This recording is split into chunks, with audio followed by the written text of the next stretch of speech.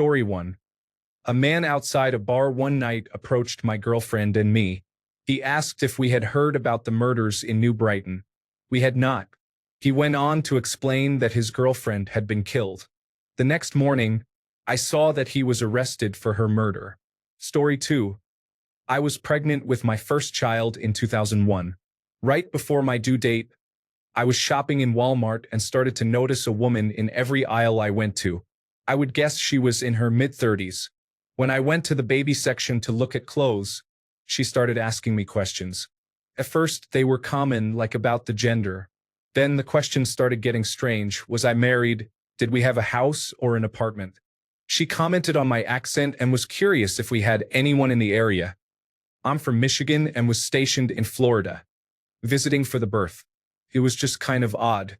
I was young, 20, but I was married, and my husband and I were both on active duty, living off base in a rental house. I told her yes, we were excited, and wished her a good rest of her day. She then started following me, telling me her husband was outside the store and they could help me take my groceries to my house. That's when I got really nervous. I told her I was fine, thanks, and that my husband was home and could help me. She then told me they had a big truck and that she would buy me a large baby item. I politely declined, but she was insistent and became aggressive. She then offered to buy my husband a grill since we didn't need any baby things. I was getting panicky at this point because I knew this lady was not right. I went to check out and so did she. She left the store before me, and I watched her race walk out and, sure enough, she and her husband were pulled up along the curb near the soda machines. They were in a beat-up old yellow box truck. Her husband rolled down the window and said, "We'd be happy to help you with that." I again declined and went to my car. I loaded up and watched for a minute. They didn't move, just watched me. As soon as I pulled out, they did too. I drove away quickly, and they were only behind me for a minute or two. I drove around crying for about 30 minutes, ensuring they were gone before I had to pee and could go home. I'm now 44, and that is the first and one of just a few times I have felt that level of fear in my life. Story 3. When I lived in a rental property on the west side of Albuquerque many years ago, a census worker knocked on my door. I understood someone had to do it. He asked how many people lived in the home and how long I had been there. Then he asked for my social security number as well as my wife's. I refused, stating I don't give my social security number to anyone except the IRS. He insisted, saying it was the law and that I had to provide it. I firmly responded that I absolutely did not and asked him to leave. He said he would be back the next day. Sure enough, he showed up the following day, banging on my door and yelling from outside, "I know you're home. I know you're in there."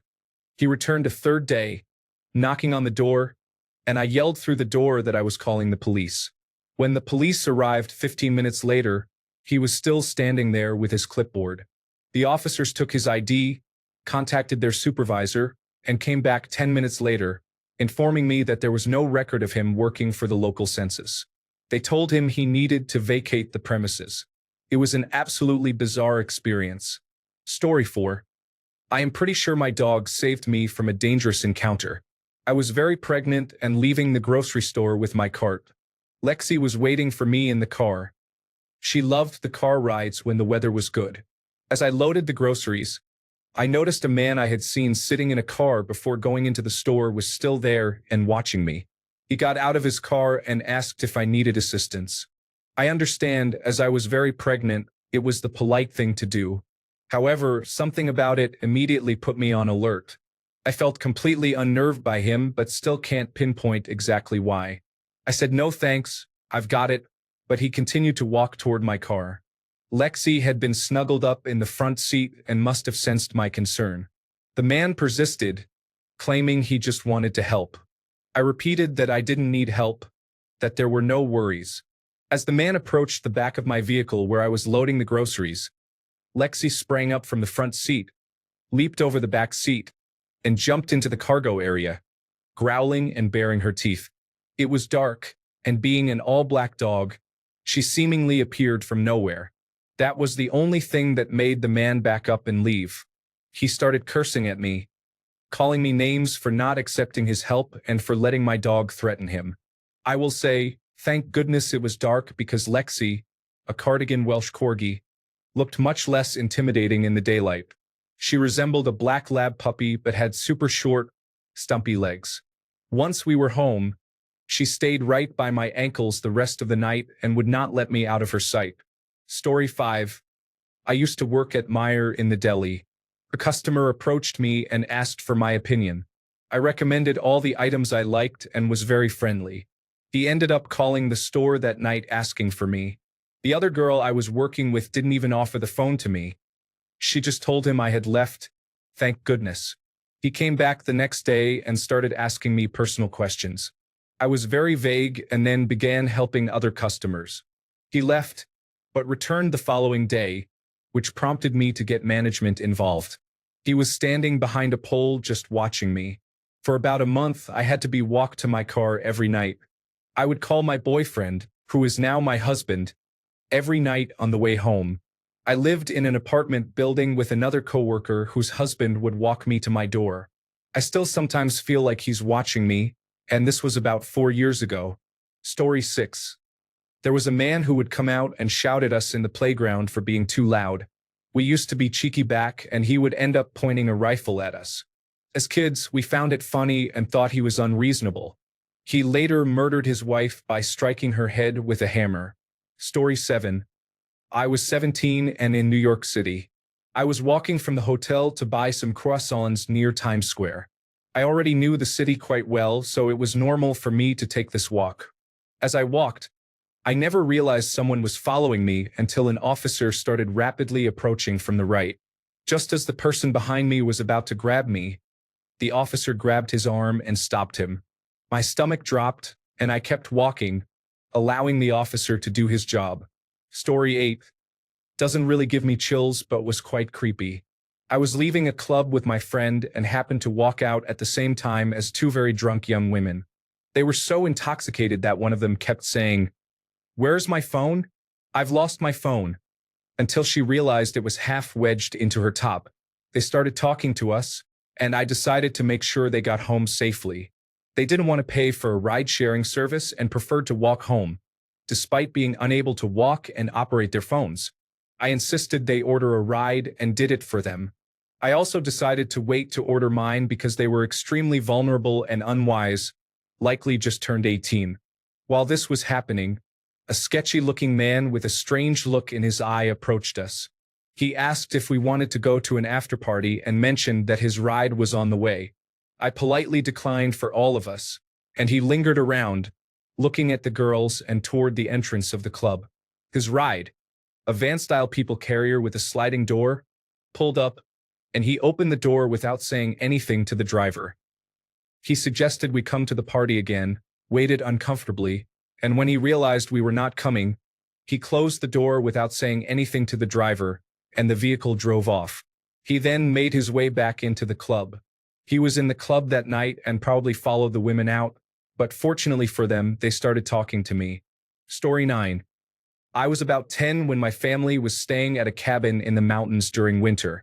It was a snowy night, and my parents and aunt and uncle had gone to their bedrooms to sleep. My siblings, cousins, and I were all sleeping in the living room.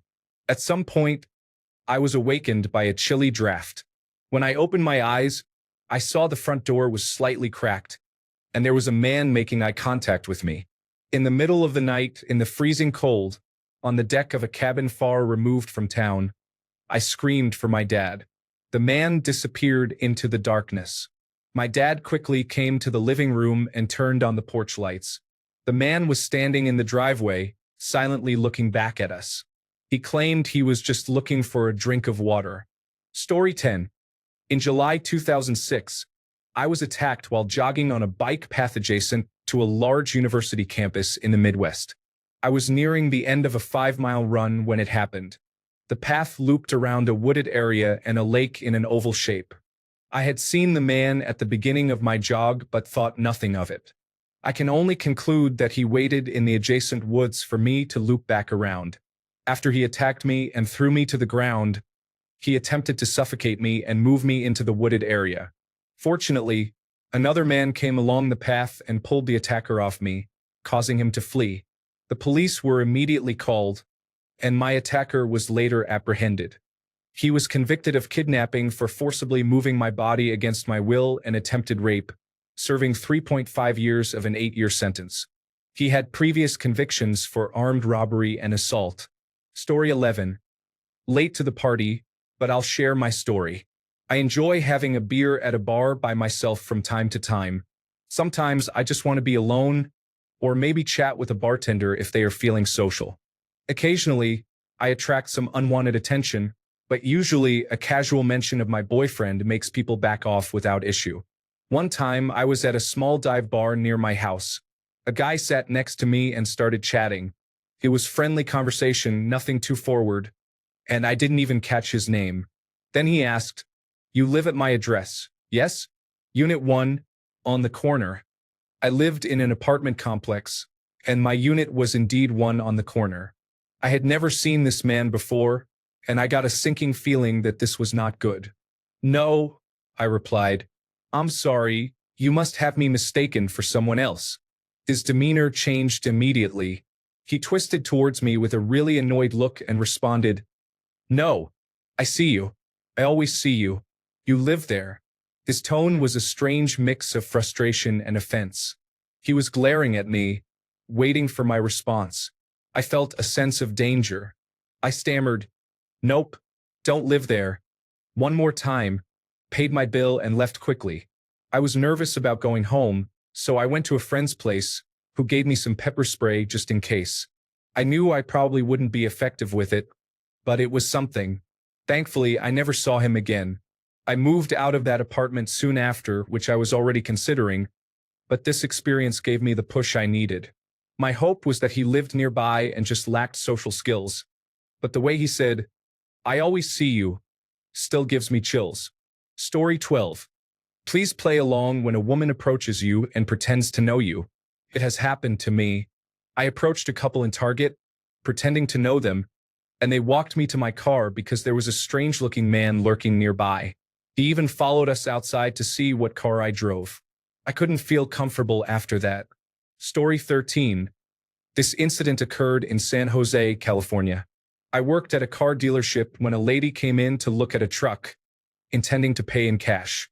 She was wearing expensive jewelry but acted strangely. I was trying to determine if she was under the influence of drugs and ultimately decided I wasn't comfortable going on a test drive with her. Since we were close to closing anyway, I decided to close up shop and observed as she wandered through the car lot looking at vehicles. The next day, I saw her mugshot on television. She had bludgeoned to death an older woman with a hammer in the woman's home and robbed her. This crime occurred the night before her visit to our dealership. The jewelry she was wearing had probably been purchased to facilitate her getaway. I can't help but feel fortunate to have gotten out of that situation with my life. I'm so glad I trusted my instincts. Story 14. Mine was fairly mild, but it was still gross and creepy to me, and it made my mom lose her temper with this man. I was around 12 years old when we were visiting my dad, who was working out of town. We were staying in his hotel room and had run to a local convenience store for some snacks and items for the room.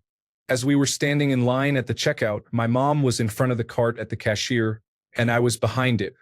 An old man, probably in his mid-60s, came up behind me and said something to the effect of, "You have nice legs," in a suggestive and inappropriate way. Thankfully, my mom heard it and confronted the man. Story 15. I was a registered massage therapist for 7 years and had just opened my own practice. I was renting space at a clinic where other practitioners often referred clients for various services. One of the naturopathic doctor's clients asked her for my work schedule because he wanted to book a massage. This was the same man who would stare at me in such a way from the waiting area that I had to close my office door. After receiving my contact details, he called me directly while I was at home with my partner and began asking me questions about my relationship status and when I worked alone, as that was when he would prefer to come for his appointment. This gave me bad vibes, so I told him I was never alone, a lie, and that my calendar was booked out quite far in advance, suggesting he should book elsewhere. I thought this had deterred him. However, the next time he was at the clinic, he booked an appointment with me through the receptionist. He entered my treatment room while I was writing notes, shut the door behind him, and demanded that I write down my hours on one of my business cards for him to compare with the clinic's schedule. I told him I was in the middle of taking notes and that if he was genuinely interested in my schedule, he could check my website. He then informed me he had scheduled an appointment with me for the following week and that he was very excited. He was giddy while saying this, and I started to freeze. I got up from my desk to walk him toward the door, but instead, he stepped closer and tried to kiss me. He told me I was so beautiful that he couldn't believe he had gotten an appointment with me. That's when I realized this man thought I was a sex worker and that this clinic was a massage parlor. I panicked, but not before he began running his hands all over my body and tried to pin me to my massage table.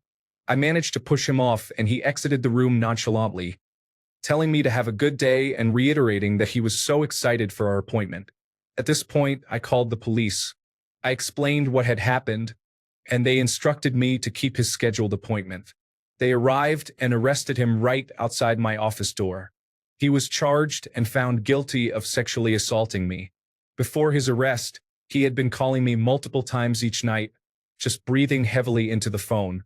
I was able to obtain a restraining order against him, and just as quickly as he entered my life, he was gone. I found out from the police officer working on my case that he owned a nail salon, and the police suspected that there was forced sex work happening there with the nail technicians who were immigrants relying on this man for their work permits. I'm not sure what came of that, but he and his wife still operate their nail salon in a local mall. Story 16. I was on a train late at night by myself. I found myself alone in the section and was zoning out with my headphones on. I luckily saw two guys crawling down the next section through the glass door because one of them had picked his head up for a moment. We were approaching a stop at a parking lot where I had parked. I acted like I didn't see them and patiently waited for the train to stop. As soon as the doors were about to close, I jumped out and ran to my car. I looked back and saw them both stand up when they realized I had jumped out. It was quite unsettling. Story 17. I was at a work event at a bar near the office with some colleagues. A new employee who had recently joined the company came over to stand next to me and others. He was with a couple of other individuals from the development team. I don't know what they had been discussing before, but he made direct eye contact with me while speaking to another person and said, "See, I told you. Her eyes. It's like she's just asking for it." He made me feel sick to my stomach. I was already discontent with this company for several other reasons, and that was kind of the last straw. I got another job not long after that. Story 18. A few years ago, I went to a farmer's market event with my mother-in-law and sister-in-law. While I was standing at one of the booths looking at something, an elderly man came up behind me and whispered in my ear, "Are you being a good girl?" None of us knew who he was, and thinking about it still makes me very uncomfortable. Story 19. My experience is pretty tame, but I still think about it occasionally. I was either 12 or had just turned 13, and I was walking to school. The school was about a mile from my house, so it was a decent walk. It was snowy outside when suddenly a van pulled up in front of me and parked off to the side of the road. I immediately stopped walking because I am very suspicious of people. A woman got out of the van and asked if I wanted a ride because it was so cold outside. I became suspicious since most people who offer a ride do so from their window while driving by slowly. But this woman parked and got out of her van just to ask me. It made me feel like she wanted to abduct me. As I said, I stopped walking and did not take another step closer to the van or her. The van had tinted windows, which was another red flag for me. I told her, "No, I'm fine. Thanks for asking, though." This wasn't enough. The woman asked 2 or 3 times. Her persistence was very suspicious. Eventually, I said, "Look, this walk is really important to me. I get bullied at school for being overweight and I am trying to lose weight. That's why I don't take the bus anymore. So I walk to school. I really don't want to ride. Okay?" I said it very forcefully. I didn't care about losing weight, but I was chubby, and that was all I could think of to say. She finally gave up and left. I still wonder what would have happened if I had been a trusting child and took the ride. Story 20. I was waiting in line to get into a bar with some friends when a scruffy-looking guy got in line behind us and started talking to us. After a couple of minutes of awkward conversation, he suddenly said, I have a girl locked up in my basement. Then he walked away. Story 21. When I was a teenager, I worked at a doctor's office. We had a patient named Charlie who came in. He was a workers' compensation case, so he hadn't been a patient before. He was handsome and about 6 feet 5 inches of pure muscle, but there was something unsettling about him. At first, I thought it was just me, but when he left after his first appointment, all the office staff, who were female, felt that something was not right about Charlie. We were all so uncomfortable that we talked to the doctor about it and asked if he could be the one to treat Charlie from start to finish. The doctor also sensed something off about him, so he agreed and instructed the receptionist to schedule him only during busy times, ensuring that there were many people around. Charlie came in for his treatments over the course of 3 months, and other than him being somewhat strange, nothing significant happened.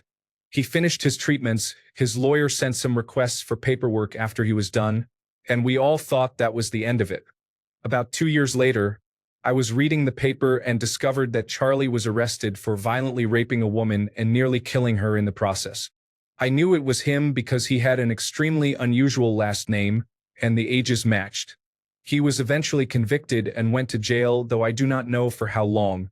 That was my affirmation that, as a woman, I should always trust my instincts. Story 22. Cycling home from work.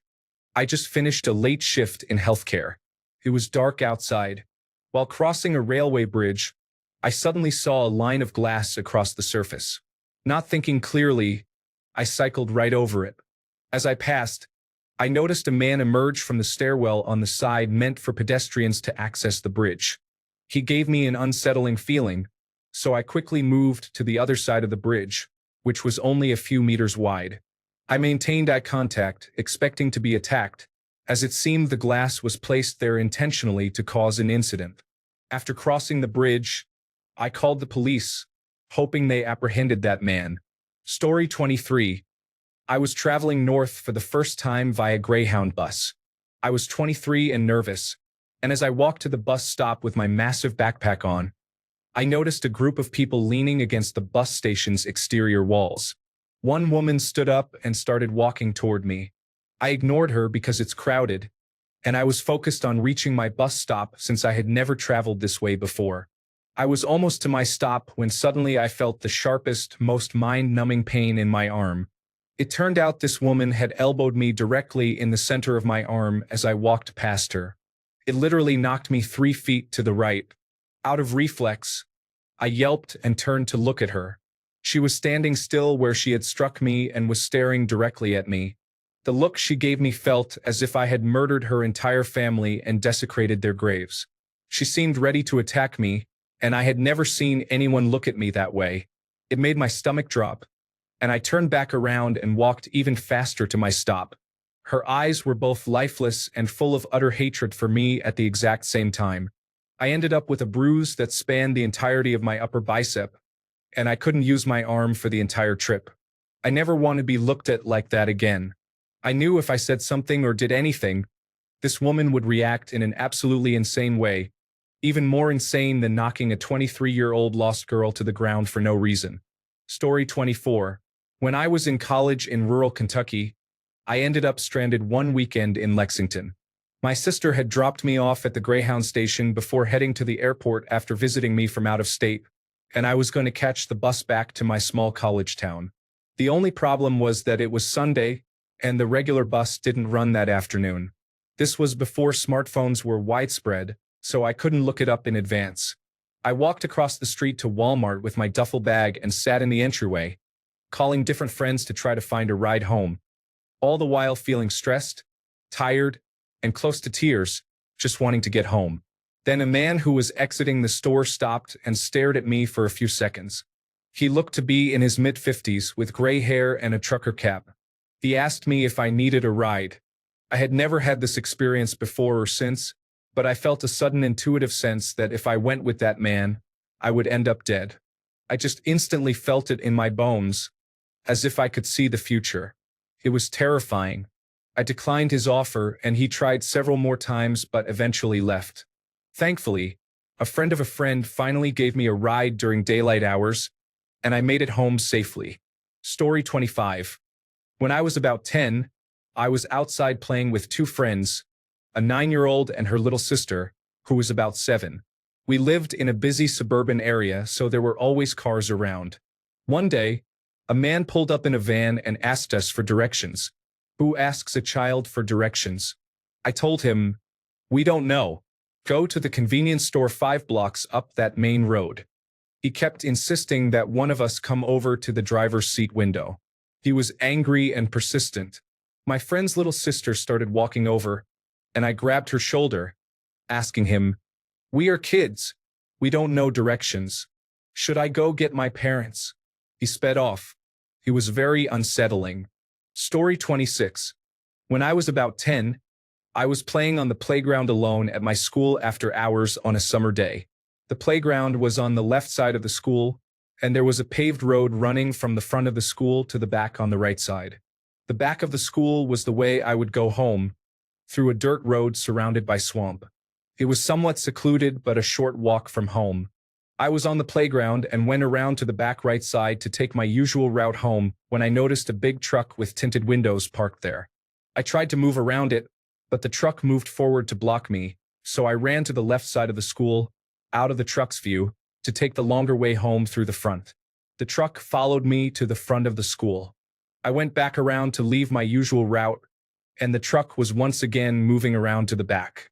I sensed something was terribly off, so I went near the front again, and when I was behind the building where the truck couldn't see me, I slipped through a hole in the fence and waded through fields for about an hour before I finally got home without being kidnapped.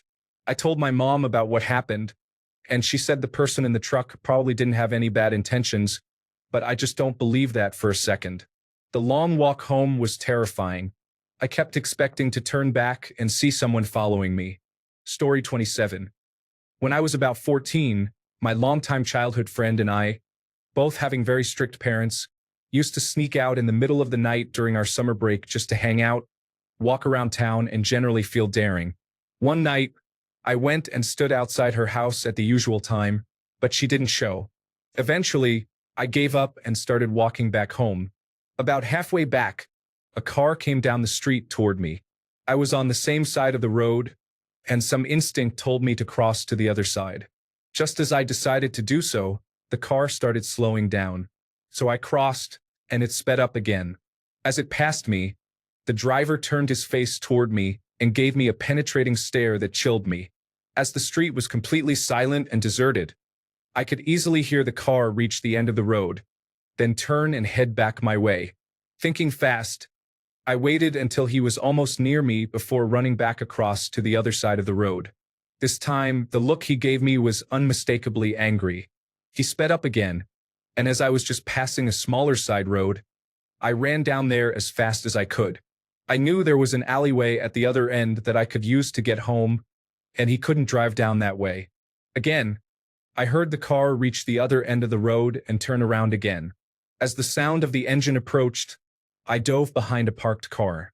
He came down my side road, driving very slowly.